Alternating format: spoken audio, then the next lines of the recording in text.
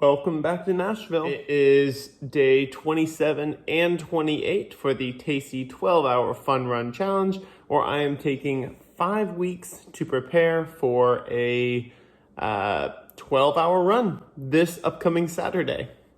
So we have less than a week left. We are officially in the taper zone now. Yesterday, day 26, I did a training marathon, which is kind of just absurd to say, but it is what it is.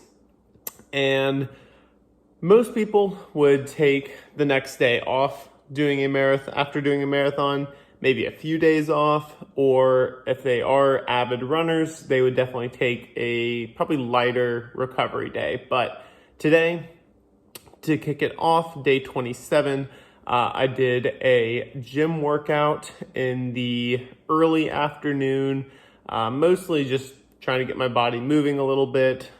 My standard full body set with weighted burpees with overhead press, and then a variety of single leg work, single leg squats, weighted single leg squats, single leg box jumps, my single leg flow, and a few other things, just continuing to strengthen each of my individual legs because I do have some imbalances that have caused issues over the years. After the afternoon gym workout, I did a 11-mile recovery run.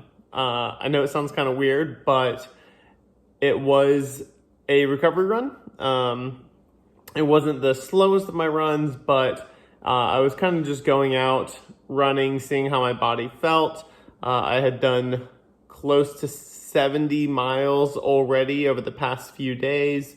And again, we are on the official taper now before doing my 12-hour run.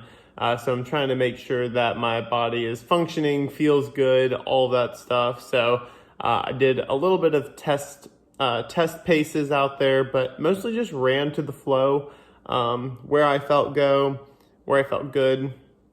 running fairly slow, moderate pace for most of it, somewhere in the upper 7s to mid 7s. And then when a kind of hype song came on my music, I would pick it up just a little bit, but mostly stride paces. So nothing too hard, but did still want to get sort of that mileage in. But that's going to be it for day 27. Day 28 was actually pretty much a full rest day. Generally, if you do want to take a day off or take a rest day, you don't want to do it the day directly after a really hard workout. You generally want to have a recovery day and then like a recovery workout, something that's light, something easy, and then doing your full rest day the day after that. So on the second day after a really long run, a hard race, something like that, that first recovery workout just sort of helps flush the body. And then that second day that you take off does actually let your body get some additional rest, recovery. And so on this day, I did a little bit of work in the morning and just walked on my treadmill for about an hour to an hour and a half, I think and so just pretty much walked it out, did some yoga, did some flow, mostly just body movements, but definitely nothing hard today. Didn't do a run, didn't do swim, bike, anything.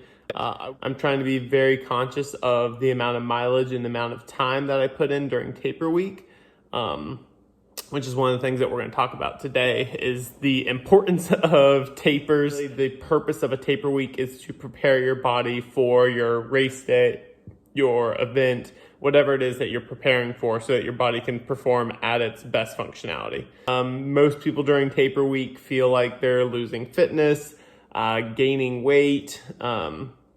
They get phantom pains, which means that there's not actually something wrong, but you feel like there's something wrong. A lot of the stuff is just sort of mental when it comes to preparing for a race. But generally, you're not going to lose fitness. It takes about 10 days to actually start losing fitness. So during your taper week, you're not completely taking the week off. You're just doing less workouts, less intensity. You might be able to do like a few smaller intensity efforts just to keep everything kind of firing. The second part of that is when it comes to eating, nutrition, food, you don't want to stop eating. You want to eat more, or you don't want to eat more. You want to eat the same amount. A lot of times when you stop working out, and I am guilty of this as well, you either forget to eat or you don't want to eat because you feel like you're going to put on weight, but your body still needs the nutrition, especially to recover from whatever training block you're coming from, so that when race day comes, you're not starving your body. Think of it as a car. If you're running on empty, and this goes for training as well as your taper, if you're running on empty, then you have a much higher chance of running out. You also are not going to be performing at your best quality. And so you want to make sure that you are continuing to eat nutritious foods, of course, and really continuing to fuel the body throughout the week and preparing for that race. So when it comes to taper weeks, respect the taper. It is very easy to go a little stir crazy. Your body is used to this high level of exercise, of output, and you're bringing it down a pretty good amount, and it will feel different. It'll feel weird. You might get antsy. If you do some yoga, go on a walk, go do a light gym workout, do some mobility stuff. Whatever you do, keep it light.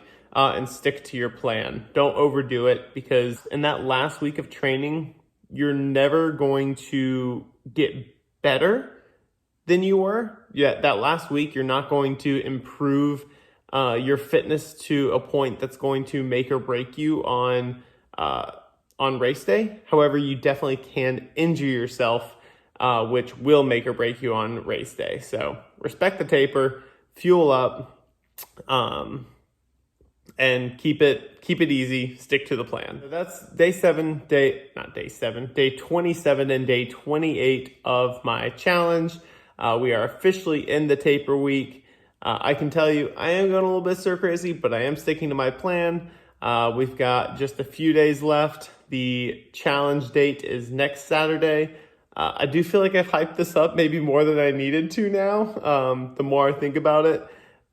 You know, I like telling stories, I like having fun, I like documenting things, but I think in the future I probably won't be doing daily recaps. Maybe we'll do weekly of training.